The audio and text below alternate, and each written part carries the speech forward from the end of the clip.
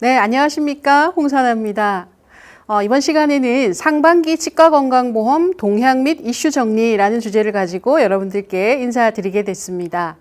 파트 1과 파트 2로 나누어서 한번 진행을 해볼까 합니다.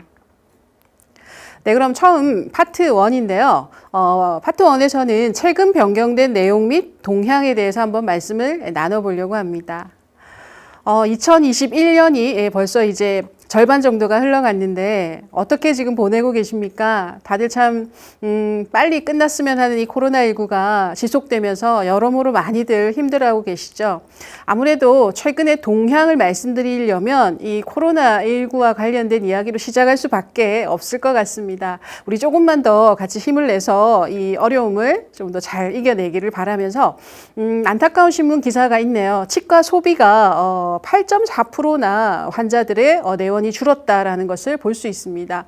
아무래도 이제 가게 경제가 어렵다 보니까 조금 많이 불편하지 않는 이상은 좀 참았다가 또는 뭐 심리적인 것들은 특히나 조금 더 미루자라고 하면서 치과 소비를 많이 줄인 것으로 데이터상에서 알 수가 있습니다. 지난 5월은 우리 일반적으로 치과계에서는 약간 보릿고개라고들 다들 원장님들 말씀하시죠. 가정의 달이다 보니까 부모님께 또 아이들에게 지출이 많다 보니까 평균적으로도 매년 5월이 되면 병원의 매출이 상당히 좀 떨어진다는 걸 알 수 있는데 이 코로나19까지도 계속 지속되면서 여러모로 참 많이들 힘들게 버텨오고 있는 것 같습니다. 네, 지금 보시는 이 사진 예전엔 참 많이 봤는데 요즘엔 참 보기 드문 모습이죠. 지하철에 뭔가 물건을 팔려고 이렇게 서 계십니다. 자, 그런데 이분께서 한참을 설명하시고 뭔가를 나눠주셨는데 그게 모모 치과의원의 홍보 팀장이다라고 하는 명함을 어르신들께 자리에 앉아 계신 어르신들께 이렇게 나눠주는 그런 상황들이 지금 연출이 되고 있는 모습입니다. 네. 자, 우리 어떻게 하다가 우리 치과의 진료가 지하철까지 파고들어서 이렇게 마케팅을 하는 이런 상황이 발생이 되었는지 참으로 안타깝기 짝이 없습니다. 저번에 저도 이제 신문 기사를 통해서 읽었는데요. 3만 원만 내면 틀니를 해줄 수 있다. 또는 3만 원만 내면 임플란트 2개까지 치과에서 그냥 해준다. 뭐 이러한 이야기를 하고 명함을 쭉 뿌리니까 어르신들 입장에서는 명함 받아가지고 당연히 뭐 그 치과를 찾아서 가봐야 되겠다라는 생각을 하실 수밖에 없습니다. 모두가 어려운 이 시기에 이러한 일부 치과들 때문에 다 같이 어려워지는 그런 상황들이 빨리 좀 타개가 돼야 될 텐데 참으로 걱정스러운 요즘입니다. 또 한편으로는 경기도 치과의사회 주최로 임플란트 틀니 급여 확대 관련한 토론회가 개최되었다라는 소식도 있었습니다. 일단 방금 제가 말씀드렸지만 3만 원만 내면 임플란트를 해준다? 정말 사실일까요? 정말 뭐 직접 가보면 또 아마 내용들이 좀 달라질 것입니다. 3만 원 받고 임플란트를 해줄 수는 없을 것이고요. 비급여 수가는 점점 이렇게 경쟁이 치열해지면서 여러분 각 치과의 간판이 모모 40 플란트, 모모 45 플란트, 모모 65 플란트 이런 식으로 임플란트의 수가가 간판에 자연스럽게 이렇게 노출되는 그런 치과들 많이 보고 계시죠. 수가가 지금 45만 원, 50만 원, 55만 원 이러한 임플란트 수가를 가지고 있는 상황에서 오히려 보험 임플란트의 수가는 약 개당 130만 원의 수가를 가지고 있다 보니까 보험 임플란트가 오히려 수익적 면에서 더 안정감 있고 나은 것이죠. 그래서 이 임플란트 급여 확대에 대한 이야기들이 지금 뜨겁게 나오고 있는 중입니다. 그래서 모 대선 후보 같은 경우에도 4개로 올렸으면 좋겠다라는 이제 공약을 내달라 우리 치과인들의 목소리가 또 전달이 돼서 그런 이야기도 같이 나누고 있는 걸로 알고 있고요. 많은 치과 의사들이 틀니와 임플란트 급여 확대 찬성한다. 70% 이상이 급여 확대에 찬성한다라는 통계를 보이고 있습니다. 하지만 여기에서 수가가 인하된다면 그것은 반대한다라는 또 목소리도 내고 계십니다. 과연 우리 치과계가 다 원하는 대로 개수도 더 많이 늘어나고 또 수가도 제대로 보상받을 수 있는 그런 결과가 도출될지는 좀 더 관심을 가지고 해야 되겠지만 아마 두 마리의 토끼를 다 잡기는 또 쉽지는 않을 거라고 예상이 됩니다. 일단은 오버덴처도 좀 보험으로 인정했으면 좋겠다. 그리고 오버덴처 밑에 심는 임플란트도 보험으로 좀 해줬으면 좋겠다. 또 임플란트의 개수도 늘려주면 좋겠다. 나이도 좀 더 연령대를 확대해주면 좋겠다. 이런 다양한 목소리들의 우리들의 생각들을, 지혜를 좀 더 잘 모아서 정책적으로 큰 변화가 일어나기를 바랍니다. 네. 올해 2021년 이야기는 아니고요. 알고 계시겠지만 2020년 11월 2일부터 시행된 근관치료 산정기준 변경에 대해서 한번 얘기를 나눠볼까 합니다. 근관장 측정 검사, 우리 치과에서 사실은 신경치료 첫날부터 둘째 날 오셨을 때 또는 셋째 날 또는 캐날 필링하는 날까지도 근관장 길이를 여러 번 측정을 하고 계십니다만 딱 한 번만 인정되는 상황들이 참 안타까웠죠. 그런데 작년 11월 2일부터는 3번까지 인정되는 걸로 바뀌어서 지금 많은 치과가 열심히 근관장 측정 검사하고 차팅하고 청구하고 계신 걸로 알고 있습니다. 하지만 3번이 인정된다고 해서 측정을 하지도 않으시고 무조건 3회를 청구하는 것은 문제가 될 수 있습니다. 근관장 측정 검사니까 검사의 결과가 반드시 차팅될 수 있도록 신경 쓰시고 청구를 해주셔야 되겠습니다. 그리고 근관 확대만 2회였고 근관 성형은 1회밖에 인정이 안 됐었는데요. 근관 성형 또한 확대와 함께 2회까지 인정되는 걸로 바뀌어서 이 부분도 손해보고 청구하는 일이 없도록 신경 쓰셔야 되겠습니다. 그리고 우리가 근관 와동 형성료는 그 치아에 발수하기 전에 딱 한 번만 인정을 했었죠. 신경관의 입구를 찾는 근관 와동 형성. 하지만 작년 11월부터는 리엔도 환자에게도 근관 와동 형성료를 인정한다라고 기준이 바뀌게 됐습니다. 따라서 신경치료를 다시 하게 되는 환자에게도 근관 와동 형성료를 반드시 청구하시고 그리고 근관 확대, 근관 성형 이런 식으로 청구를 동반해서 하시면 되겠습니다. 단 여기서 조심하셔야 될 게 있는데요. 발수 시에 인정하는 근관 와동 형성료와 이번에 새로 리엔도에서 근관 와동 형성을 인정한다라고 했을 때 똑같은 이름을 가지고 있지만 분류 코드가 다릅니다. 발수 시에 인정되는 근관 와동 형성료는 U0050이라고 하는 코드를 가지고 있고요. 리엔도 할 때 근관 와동 형성료는 U0051이라고 하는 코드를 가지고 있기 때문에 이 부분을 서로 엇갈리게 잘못 청구하는 일이 없으셔야 되는데 다행히도 우리가 사용하고 있는 프로그램 안에서는 자동으로 업데이트가 되어서 리엔도 안에는 U0051의 근관 와동 형성료가 지금 같이 들어간 상황들을 모두 볼 수 있습니다. 아무튼 우리가 이 부분을 인지하고 청구하느냐 아니면 프로그램에서 그냥 띄워주는 대로 따라가고 있느냐는 선생님들이 한번 잘 생각하면서 청구해 보시면 좋을 것 같습니다. 네, 자 그러면 실제로 모 치과의 선생님께서 입력하신 화면을 제가 한번 보게 됐는데요. 입력한 내용을 한번 보시면 잘 보이실지 모르겠는데요. 발수를 4개의 근관을 합니다. 그리고 근관 와동 형성을 하고요. 그리고 확대와 성형을 같이 모두 다 4개를 하게 됐습니다. 예.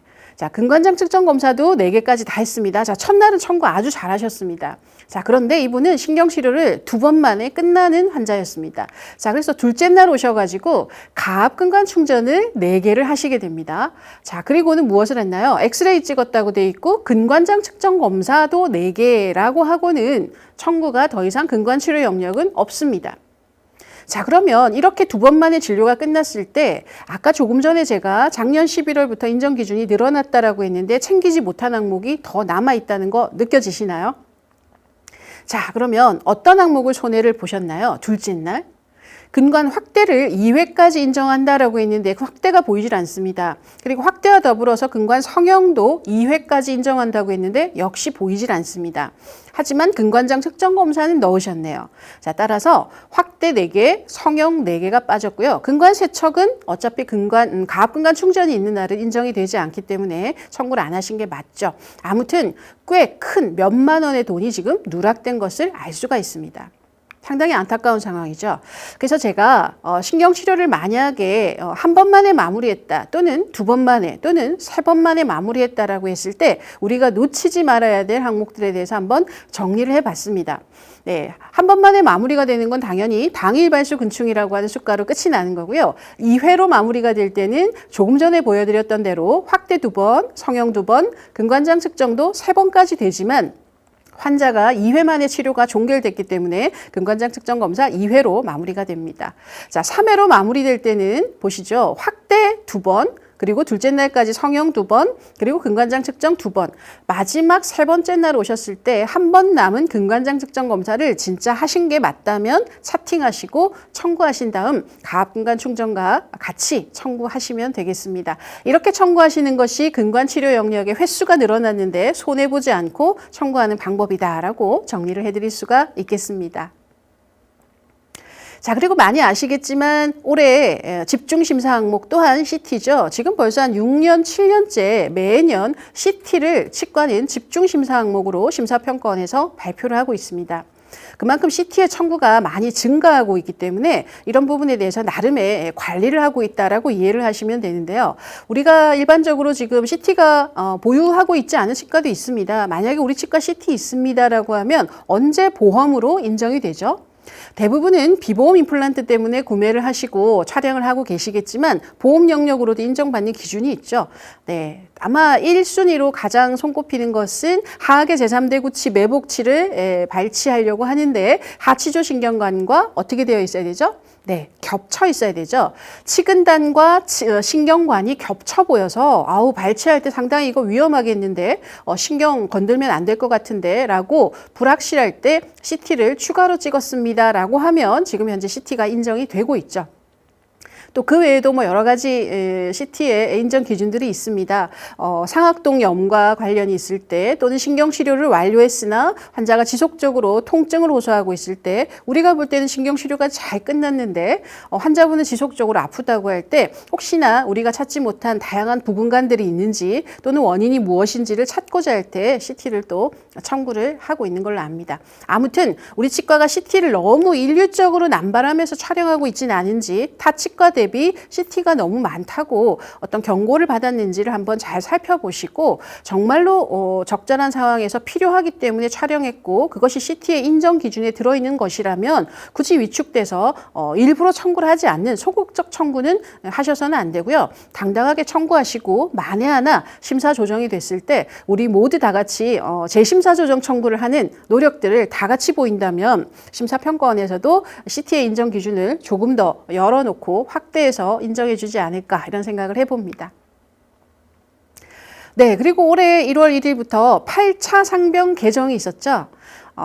제 생각에 2011년 1월이었는데요. 지금으로부터 10년 전 1월 1일 날 6차 상병 개정이 있었습니다. 일반적으로 상병명은 5년에 한 번씩 개정이 되는데요. 2011년 1월 1일부터 6차 상병이 개정됐을 때 우리 치과계도 대혼란이 있었죠. 예전엔 정말 단순한 만성치주염, 그냥 치수염 이렇게 썼다면 만성 단순 치주염, 만성 복합 치주염 또는 가역적 치수염, 비가역적 치수염 이렇게 아주 상세하게 쪼개졌던 시절이 바로 2011년도 1월 1일 6차 상병 개정이었습니다. 자, 이제 어느 정도 좀 우리가 적응을 했는데 8차 상병 개정이 올해 1월 1일에 있었습니다. 하지만 다행스럽게도 큰 변화는 없었고요. 제가 지금 보여드리는 이런 정도의 살짝살짝의 변화들이 좀 있었다라고 인지하시면 될 것 같습니다. 예를 들면 K00으로 시작되는 맹출 장애 관련 상병인데요. K00, 61, 62, 64, 65 이런 식으로 아주 디테일하게 쪼갰었습니다. 4단위 상병이라고 하죠. 저렇게 소수점 둘째 자리까지 가는 경우는 자, 이 상병명들을 묶어서 K00.68이라고 하는 상병명으로 그냥 통일시켜 버립니다. 그리고는 그 이름을 치아 맹출의 기타 명시된 장애라고 이름을 붙이죠. 저희가 일반적으로 상병명 끝에 8로 끝나거나 9로 끝나는 상병명은 잘 사용하지 마라 라고 일반적으로 여태까지 교육을 해왔었는데요. 지금은 이제 끝에 0, 1, 2, 3, 4, 5의 상병을 오히려 8로 끝나도록 묶어놓은 상황이 됐기 때문에 이런 경우는 이 기타 명시된 이라고 하는 8로 끝나는 상병명을 적용해야 되는 상황이 됐다라고 이해를 하셔야 됩니다. 마모 같은 경우에도 우리가 서비칼 어브레이전 환자에게 GI 필링을 할 때 또는 지각감인 처치를 할 때 정말 잘 사용하고 있었던 K03.11 치아의 습관성 마모라고 하는 상병명이 올해 1월 1일부터 사라진 거 알고 계시죠? 네, 어떻게 사라졌냐면 K03.11, 12, 13 이 세 가지의 상병명을 그냥 아예 03.18로 묶어버립니다. 그래서 치아의 기타 명시된 마모라고 하는 상병명으로 통일시켜버렸다라는 걸 알 수가 있습니다. 자, 이제 습관성 마모를 그동안 계속 써왔던 대로 계속 청구를 하셨다면 이것은 삭제된 상병입니다라고 알림창이 아마 뜰 것이고요. 반드시 K03.18로 상병을 수정해서 청구하셔야 된다는 거 꼭 주의하셔야 됩니다. 그리고 침식도 마찬가지죠. K03.2로 시작되는 하위 상병명을 엄청 상세하게 2011년도에 쪼갰는데 이걸 다시 치하의 침식이라고 하는 4단위 상병을 3단위 상병으로 아예 그냥 간소화시키는 그런 상황이 올해 1월 1일 날 상병명 개정이 있었다라는 거 말씀드립니다. 치하의 침식 같은 경우는 일반적으로 치과에서 자주 쓰는 상병명이 아니기 때문에 크게 뭐 고민하실 건 없으실 것 같고요. 마모라고 하는 이 상병명에 대해서 좀 주의를 기울여야 될 것 같습니다. 네.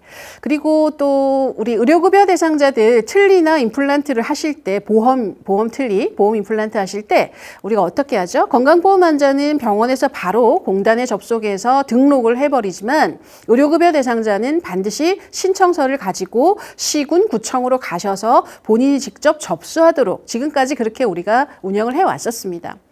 하지만 65세 이상의 고령이시고 일반적으로 의료급여 대상자 그러면 생계 유지가 곤란한 기초수급권자분들도 좀 많으시고 해서 몸도 많이 안 좋으시고 불편하신 분들이 많은데 오히려 더 그분들이 시군구청으로 가셔야 되는 이런 상황들이 참 좀 바꿔야 된다, 개선해야 된다는 목소리들이 높았습니다. 그런 상황에서 코로나까지 이제 진행이 되면서 이 어르신들이 시군구청에 직접 가시는 게 위험하지 않냐, 편리하게 하자라고 하면서 이번에 바뀌게 된 게 바로 의료급여 대상자 보험 틀니 보험 임플란트도 우리가 병원에서 바로 등록할 수 있도록 바뀌었다는 점 아직 모르고 계신 분들이 많으셔서 여전히 서류를 작성해서 드리려고 하는데요. 이제는 바로 병원에서 등록해서 진행을 하실 수가 있습니다.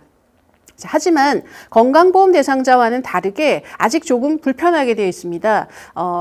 국민건강보험공단 요양기관 정보마당으로 접속을 하시게 되면 이렇게 의료급여 틀니 임플란트를 등록하실 수 있는 곳이 있습니다. 이곳에서 등록을 좀 해주셔야 되고요. 여기에다가 이제 등록을 하면 보장기관, 즉 시군구에서 우리가 입력한 내용들을 가지고 행복이음에 들어가서 가지고 전산으로 이분들이 등록을 시켜줘야 됩니다. 시군구에서. 환자가 직접 가는 대신에 우리가 등록을 시켜놓으면 시군구에서 확인을 하고 전산에다가 등록번호를 부여시켜준다.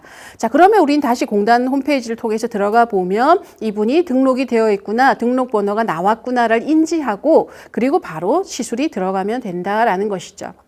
하지만 이렇게 우리가 간소화됐을 때 다들 진작에 됐어야 되는데 너무 잘 됐다라고 기뻐하고 일도 상당히 수월해지겠구나라고 했는데 의외로 시군구에서 전산으로 등록번호를 빨리 부여하지 않는 상황들이 좀 생기는 것 같습니다. 등록번호를 아직 부여받지 않은 상황에서 우리는 그냥 등록시켰으니까 바로 해도 되겠지라는 생각을 가지고 시작을 하시면 미등록으로 문제가 될 수 있습니다. 따라서 의료급여 틀니 환자들 꼭 그 승인 받으시고 시술 번호 확인하시고 나서 시술을 시작하셔야 된다는 점 확인하시고요. 만약 이거 어떻게 확인하나요? 라고 하면 시군구청으로 전화하셔서 그 환자분의 주소지가 있는 구청으로 전화하셔서 이분 등록했는데 아직도 뭔가 전산 처리가 안 된 것 같습니다 하고 우리가 독촉을 해야만 그분들이 빨리 처리하겠습니다 라고 하면서 일이 진행되는 그런 상황들이 좀 일부 연출되고 있습니다. 조금 신경 써 주셔야 될 부분이라고 신문 기사에도 지금 이렇게 공감하고 있을 만큼 꽤 많은 일들이 벌어지고 있는 것 같습니다. 그리고 이건 뭐 상당히 큰 이슈라고 저는 생각을 합니다. 여전히 이 부분에 대해서 인지하지 못하고 계신 분도 상당히 많이 계시고요. 아유, 진작부터 저렇게 알고 있었어 라고 하신 분도 계세요. 그런데 왜 아직 모르고 계신 분이 많냐면 구강 내 소염술에 관련된 고시가 새로 어떤 게 변화가 있어서 고시화되어서 나온 것이 아니라 최근에 심사 경향이 좀 바뀐 것을 알 수 있습니다. 따라서 바뀐 내용을 전혀 정보를 얻지 못하고 즉 고시가 나와 있지 않으니까 정확하게 어떤 정보를 얻을 수 있는 경우가 없었겠죠. 그래서 예전처럼 청구를 했을 때 손해보는 그런 일들이 좀 있습니다. 정리해서 말씀드리면 구강내 소염술과 발수 또는 구강내 소염술과 근관세척, 구강내 소염술과 치석제거, 치주소파 또는 구강내 소염술과 응급근간 처치를 같은 날 같은 부위에 동시에 했을 때 예전 같은 경우에는 주된 처치백 제2처치 50으로 우리가 청구를 해왔었습니다만 작년 말쯤인가요? 그때부터 해서 100대 100으로 각각 인정하는 심사의 경향을 볼 수 있다는 것이죠. 그래서 지금은 많은 선생님들이 100대 100으로 청구를 하고 계십니다. 일부 심사평가원 지원에서는 여전히 100대 50입니다라고 말하는 곳이 있을 수 있습니다, 선생님. 고시가 아니기 때문입니다. 따라서 해당 지원에 한번 확인해 보시는 것도 좋을 것 같고요. 대부분의 우리 선생님들의 치과계에 계신 선생님들 목소리를 들어보면 삭감 없던데요 라는 이야기들을 많이 해주고 계시니까 일단 한번 도전해 보시는 것도 좋겠다라고 생각이 듭니다. 왜 100대 100으로 바꿨나, 심사의 경향이 왜 바뀌었냐면 구강 내 소염술은 수술이고요. 그 외에 옆에 붙어 있는 진료 항목들은 다 처치로 되어 있기 때문에 수술과 처치는 각각 인정해 드리겠습니다라고 바뀌었다라고 이해해 주시면 좋겠습니다. 다만 구강 내 소염술을 하고 해당 치아를 발치를 해버리게 되면 같은 수술이 만나게 되고요. 발치를 해버렸기 때문에 절개 및 배농이 의미가 없어지는 것이죠. 치아를 결국 포기하고 빼버렸기 때문에 치료가 들어가는 것이 의미가 없다. 따라서 이 경우는 예전과 마찬가지로 발치만 인정을 한다는 건 변함이 없습니다. 자, IND와 다른 치료가 동시에 이루어졌을 때 발치를 제외한 나머지 모든 진료는 각각 100%를 산정할 수 있다라는 요즘의 심사 경향을 말씀드렸습니다. 고시로 나온 것은 아니니까 작년부터 무조건 바뀌었어요 라고 얘기하는 것은 좀 조심스러운 이야기다. 하지만 심사는 현재 이렇게 100대 100으로 인정해 주고 있다. 이렇게 말씀드리는 것이 좀 정확한 설명이지 않을까 싶습니다. 또한 더불어서 좀 바뀐 내용을 살펴보면요. 치아 재식술과 고정술, 즉 치아가 빠져서 재식을 하고 고정을 했을 때 100대 100으로 우리가 인정을 받았습니다. 하지만 그 치아를 신경치료했을 때는 50%만 인정한다라고 하는 기준으로 여태까지 청구를 해왔었습니다만 이 부분 또한 최근에 저희들이 심사평가원에 확인해 본 결과 모두 다 각각 100%를 인정하는 심사 경향을 볼 수가 있었습니다. 심평원에서의 글로도 답을 받긴 받았었고요. 그래서 이번에는 재식술과 고정 또는 탈구치아 정복술과 잠관고정도 마찬가지입니다. 신경치료까지 모두 다 100대 100으로 해서 한번 도전해 보시면 좋겠습니다. 네, 그리고 이건 가장 뜨거운 이슈죠. 정량광, 형광, 치아오식 검사가 새로 보험으로 등재가 되는 정말로 치과계에 아주 큰 축하할 일인 것 같습니다.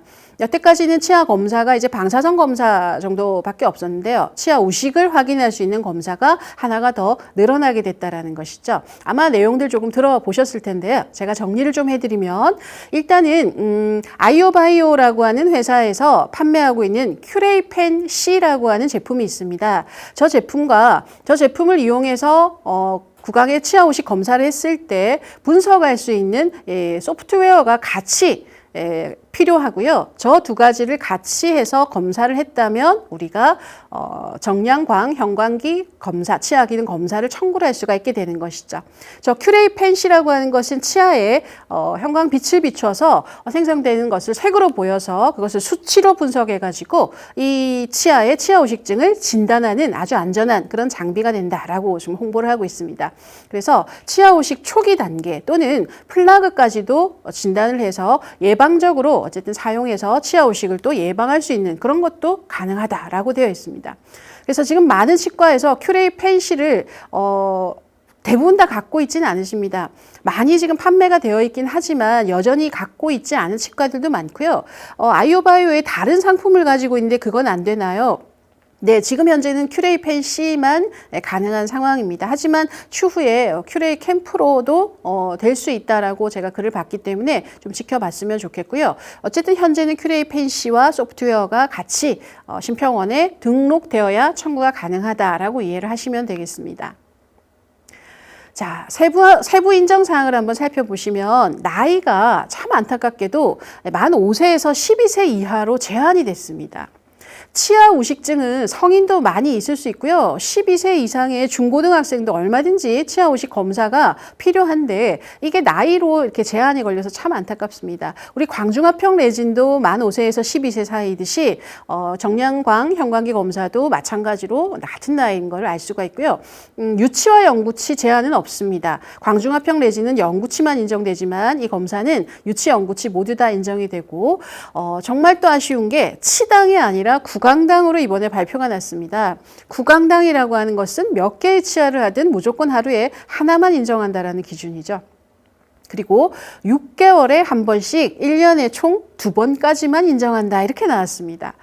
매번 오셨을 때 혹시나 치아 후식 여부를 확인하고자 검사하면 안 됩니까? 그리고 치아당으로 줬으면 안 됩니까? 참 안타깝지만 일단 2018년도에 신의료기술로 등재되었다가 올해 이렇게 건강보험 항목으로 넘어온 거에 대해서 일단 크게 박수를 보내고 싶고요. 좀 더 산정 기준이 현실화돼서 성인들도 나이 제한 없이 그리고 다수의 치아에 했을 때도 치아당으로 인정되는 그날이 오기를 간절히 바라봅니다. 그리고 또 하나 안타까운 것이 방사선 촬영과 이 정량광 형광기를 이용한 검사를 동시에 했을 때는 인정이 되지 않습니다. 한 가지만 인정이 되기 때문에 선택해서 청구를 할 수밖에 없다라는 것 또한 조금 아쉬운 부분이긴 합니다. 자, 그럼 궁금한 게 얼마입니까? 보험으로 수가가 얼마로 이번에 발표가 됐습니까? 상대가치 점수 32.47점으로 발표가 됐습니다. 그럼 상대가치 점수 32.47점이 얼마입니까? 저걸 돈으로 표현하려면 환산지수를 곱하면 되죠. 2021년도 환산지수 88.7을 곱하면 2,880원의 수가를 알 수가 있겠습니다. 이게 겨우 2,880원의 수가밖에 안 줬습니까? 아쉽죠. 아쉽지만 검사만 하고 가시는 게 아니라 어떤 것? 진찰료를 생각하셔야 됩니다. 일단 초진에 방사선 촬영을 하고 치아 후식 검사를 하고요. 다음번에 오셔서 재진에 검사를 시행을 했다면 재진료와 함께 정량광 형광기 치아 후식 검사를 청구할 수 있겠죠. 자, 그리고 행위는 무조건 행위 가산이 붙게 돼 있기 때문에 의원급 15%, 병원급은 20%의 가산까지 더하면 약 13,000원에서 14,000원 정도의 수가를 우리가 얻게 된다라고 이해를 하셔도 좋습니다. 진찰료까지 생각하셔야 되니까요. 그래서 너무 우리 속상해하지 말고 조금 더 나아지는 기준들을 한번 기대해 봤으면 좋겠고요. 아까 말씀드린 대로 큐레이 펜시와 그 형광 소실 정도를 측정하는 이 소프트웨어가 같이 필요하다라는 것. 그래서 반드시 이 두 가지가 심사평가원에 신고가 들어가야 된다는 것이 필수 조건입니다. 지금 가지고 계신 치과들 신고 얼른 마무리하셔야 되고요. 아직 구매하지 않으셨는데 관심을 가지고 계시다라고 하면 금액이 꽤 비싼 것 같았습니다. 하지만 진찰료와 행위료까지 우리 해서 티끌 모아 태산 조금씩 모아가다 보면 아무튼 그거 처음 구매했을 때 비용은 뭐 금방 또 해결이 되겠죠. 아무튼 한번 관심 있으신 치과에서는 저 장비를 도입하는 것 또한 고려해 보시면 좋겠다라는 생각을 해봅니다. 아무튼 기쁜 소식이었습니다. 그리고 마지막인데요. 종근당 이모튼 캡슐 치과에서 많이들 처방하고 계신 걸로 알고 있습니다. 그런데 아쉽지만 예정인데요. 곧 돌아오는 7월 1일부터 종근당 이모튼 캡슐의 그 효능이 축소가 된다라고 지금 발표가 됐습니다. 그래서 치과에서는 더 이상 처방할 수가 없게 되었습니다. 예전의 효능 효과는 골관절염에 효과가 있고 또한 치주질환의 출혈에서도 효과가 있어서 우리 치과에서도 처방이 가능한 약품이었습니다만 이번에 변경된 내용은 성인 무릎의 골관절염의 증상 완화에만 효과가 있다라고 하는 저 제품의 원곳이 프랑스인데요. 저쪽에서 아마 그 기준을 바꾼 것 같습니다. 그래서 따라서 우리도 치과 영역의 약으로는 사용할 수가 없게 되었다. 예정입니다. 아직 확실한 발표는 아니지만 아마 7월 1일부터 시행이 될 것 같고 심사평가원에서도 요양기관 업무 포탈을 통해서 지금 팝업창으로 계속 안내를 하고 있는 것을 볼 수가 있었습니다. 네, 그럼 여기까지 해서 첫 번째 시간 상반기 치과건강보험 동향과 이슈 정리 중에서 바뀐 내용들에 대해서 한번 파트 1에서 살펴봤습니다. 파트 2에서 다시 인사드리겠습니다. 감사합니다.